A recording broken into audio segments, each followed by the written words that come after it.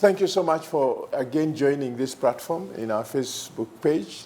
Deliverance Church Langata is always glad to be able to engage with matters that affect society. And we don't shy from addressing issues that we consider to be social evils. One of the things that's happening right now that's very, very worrying for all of us Kenyans is the reported breakdown of social order in some of the sections of the country, especially what is happening in Western Kenya, the Matungo killings.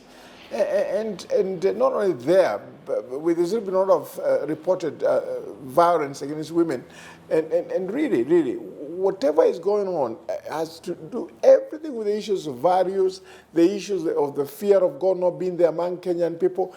And I am asking for my colleagues, the bishops and church leaders everywhere, can we take it as a matter of urgency to begin proclaiming the gospel of Christ across the country? Can we have people who believe that God has called to the mission of evangelism to be able to stage crusade platforms across the nation to see how we can teach on the fear of God, to teach on how we can be able to tell people about the fact that righteousness exalted the nation, but sin is a reproach to any people. According to the book of Proverbs 14, verse number 30, I believe it is.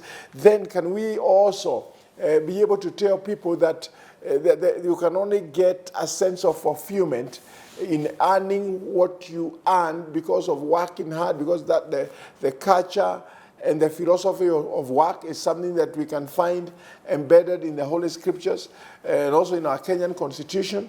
And I'm reminded of a verse I refer to from time to time in the book of Luke chapter 12 and verse 15 that says that watch out and guard yourself against greed, against every form of greed. For man's life does not consist in the abundance of the things he possesses.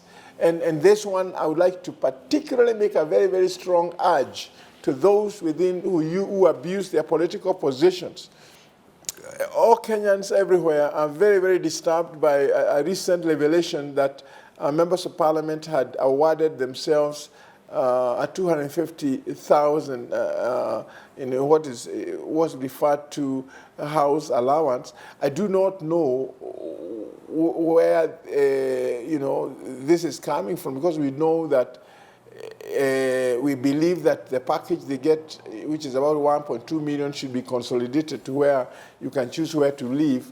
In any case, when the economy is stressed, when the public debt is alarming, why would you feel comfortable as a representative of the Kenyan people when we are having revelations of poor infrastructure and terrible things happening in some of the school systems, children not even having desks or classes, and then you can make a decision in parliament that just thinks about how much you are selfish. And that is why it's important. We must continue condemning. And I want to remind you that one's life does not consist in the abundance of the things you possess. We pray that God will bring sanity to our members of parliament. We pray that the President of the Republic of Kenya will come to the Kenyan people rescue. He is leading the biggest political party, and we still believe he can be able to challenge them, invite them to State House and challenge them for making decisions that do not seem to care about the Kenyan people. That is what we feel we must say from where I stand as a minister, as a person called by God to be able to speak for the welfare of God's people, not only materially, but spiritually. We charge that something must be done to stop the spirit of greed. Thank you for tuning in. God bless you.